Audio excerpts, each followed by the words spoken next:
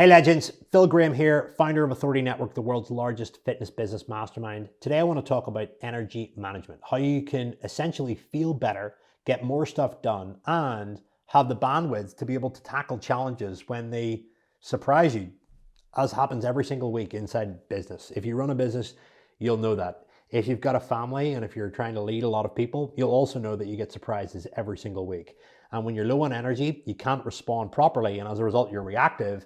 And then you make a ton of bad decisions, which essentially can derail your life, derail your business, derail your mission or purpose. So let's get stuck in. Why do I want to talk about this? Well, I think there's a lot of people spouting off products, tools, widgets, apps, with actually looking at some of the behavioral things that actually need to happen first for one to be able to better manage their energy. So I want to share with you some of the behaviors, some of the tools, and essentially some of the models that I use to run very successful businesses and, most importantly, build very successful businesses for my clients. If you've been following me for quite some time, you'll know I'm involved in business development inside the fitness niche, and I coach clients from all around the world and help them grow their money, their impact, and their freedom. And essentially, I've helped a lot of people in the process of doing that. So let me run through 8 commandments that I personally use to manage my energy. And I've got these all dialed in here that I want to share with you. Principle number 1, work like a lion, not like a cow. This is a very famous saying by the modern philosopher Naval Ravikant. If you look at how a lion operates, it rests, it has an intense bout of hunting, goes and gets its food, eats it, then rests, then repeats the cycle. Whereas a cow grazes all day long. And a cow can be very resemblant of how we work in a 9 to 5 or how we've been conditioned to be brought up during school. We're used to these long bouts of time. And this also correlates to Parkinsons Law, that work expands the time allocated to complete it. So this is particularly useful for any of you guys that have actually got a lot of freedom. If you run your own business, you'll have a lot of freedom. And essentially managing your time and managing your energy is one of the biggest challenges that you will have. And you need to realize what work is actually important, what work is actually going to move the needle. What work is actually the most difficult, that when you sit down to it, that the outcome is the greatest. That is essentially the work that you need to focus on. It's not about how hard you work, it's about what you work on. And what you work on is considered as those intense bouts of activity.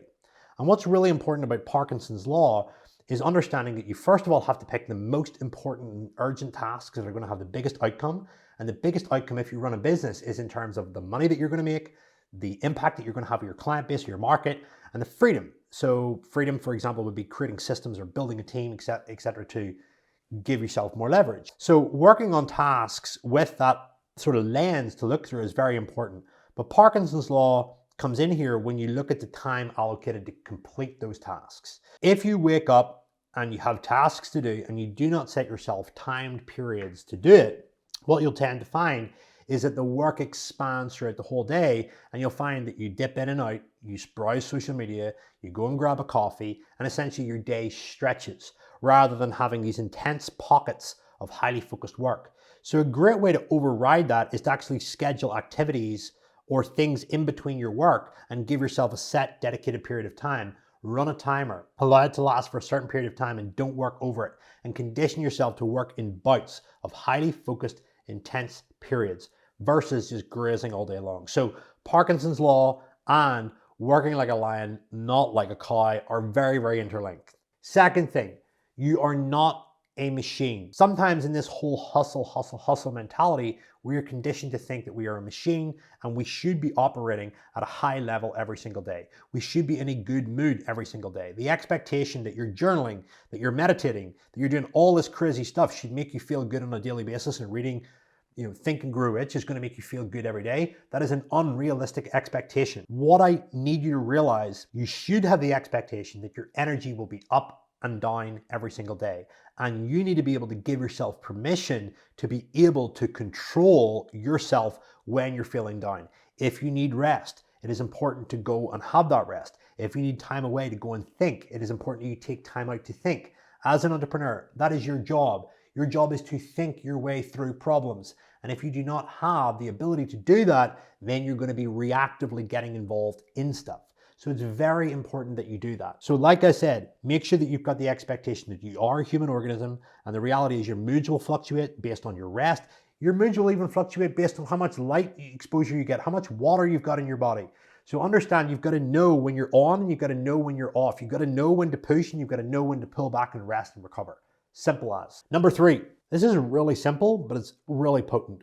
Plan your day the night before. What are the 3 most important things that I need to get done tomorrow? If you do that the night before, it means that you start the grind running and you don't wake up in the morning and have your glorified journal routine, meditation routine, wind up by then figuring out what are the 3 most important things to do. When you go to bed at night and you know those 3 most important things, let your brain consolidate, plan, and think while you sleep so that you wake up in a position where you're poised and you're ready to rock and roll. 4, we've all heard in weight training about the concept of deloading.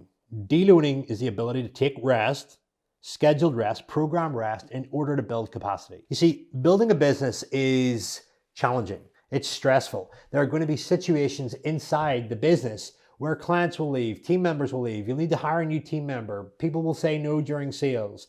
You'll get hit with a massive tax bill. All of this kind of crazy stuff that goes on. And what you've got to realize is that stress all the time without rest is going to lead to overreaching and it's going to lead to burnout. So scheduled periods of rest, scheduled periods of fun and excitement, which is time away from the business to get you fresh and get you creative. You'll find you're most creative then.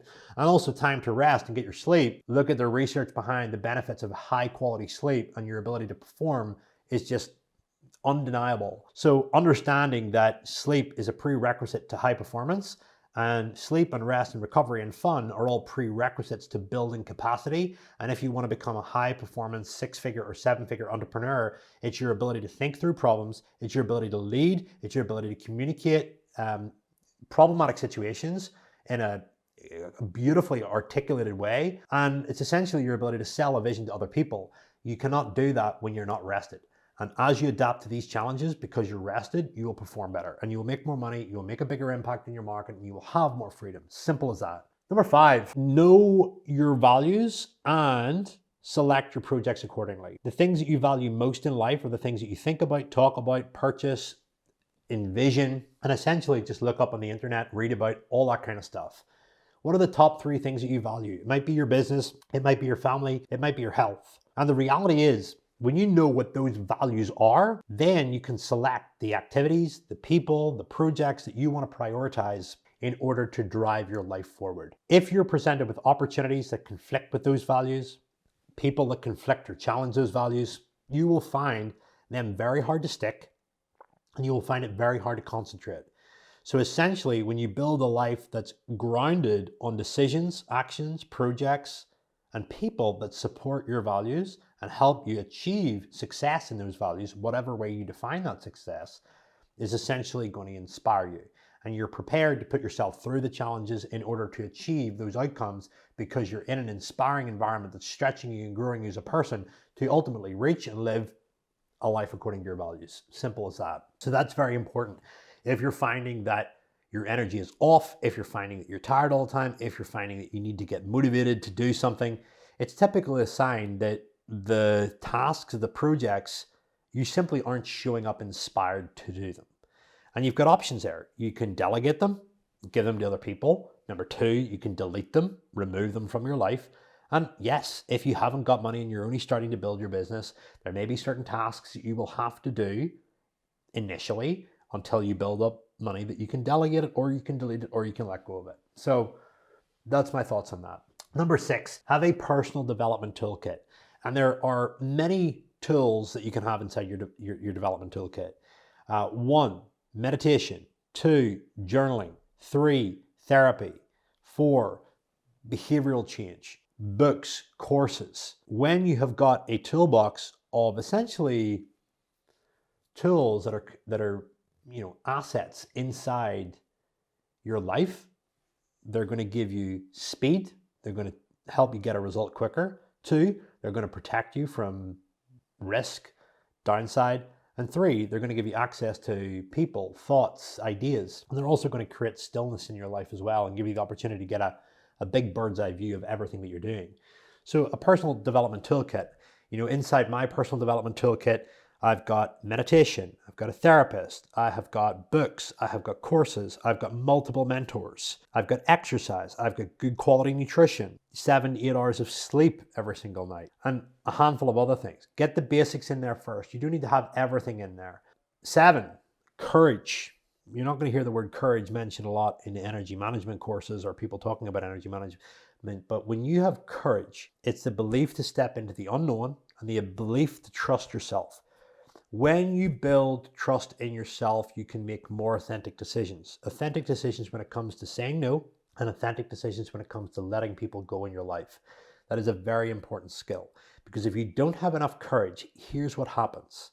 You hold on to people that you don't like, you try to impress people that you don't like, you say yes to everything, and when you do that, you set yourself up for failure because you don't trust yourself enough to be able to say no. And ultimately, it starts with just saying no the first time. So if you're watching this video, I want you to think, what are you holding on to right now that you could let go of? What could you be saying no to in order to protect your energy and your bandwidth? If you find yourself committing to promises or ideas or projects or even dinners out with people that you know you really should have said no to, but you just don't want to deal with their reaction at the time, now is an opportunity to hit that on the head and really get good at just saying no. Simple as that.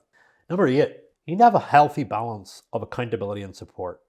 However, if you've got too much of it, if you've got too much accountability and too much support and too many people going in your ear, you're going to end up overwhelmed. You're going to end up anxious. You're going to end up burnt out. On the other hand, if you've got too little, you're going to end up drifting. And you will know whether or not you're either burning out, overwhelmed because you get too much accountability coming in, or 2, you don't have enough and you're just floating and coasting through life with no real direction, purpose, and essentially learning from those that have gone before you. So try and find a healthy balance. I hope you find those useful. Those are my 8 commandments for better energy management and essentially leading a better life and building a better business. Now, what I've decided to do is I've decided to create a JPEG, and I've got these 8 commandments written out. And if you want to put them on your phone screensaver, please just go and find me on Instagram, drop me a message and just put in the words energy management and we'll ping it over to you and you can put it on your phone just as a reminder to start conditioning some of these questions, some of these frames, some of these tasks in order to get you thinking better and essentially evolving into a better human. That's what this is all about. Hopefully you find that useful. If you have, please remember to like and subscribe. Please remember to comment, share the podcast, share the YouTube, all of that stuff. It would really be appreciated. Much love. Take care.